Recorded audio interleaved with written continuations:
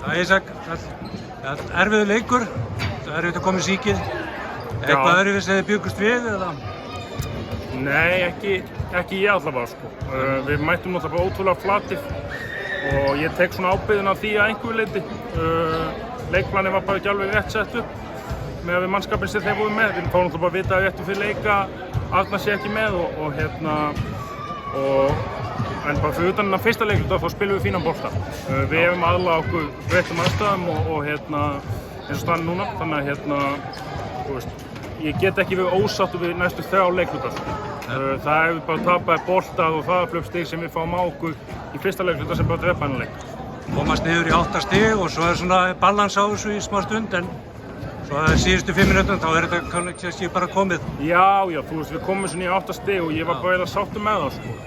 Það framlag leikmanna.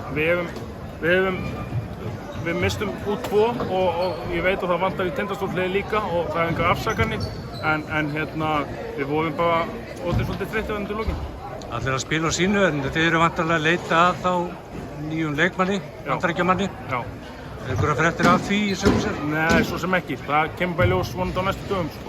Ánægður með hvernig tímabilið byrjar svona að öðru leyti.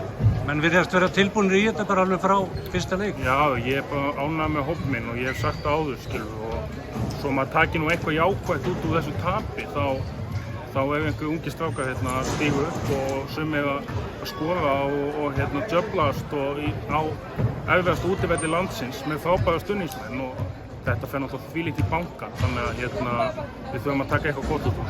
Nákvæmlega. Takk fyrir þetta Ísak. Takk.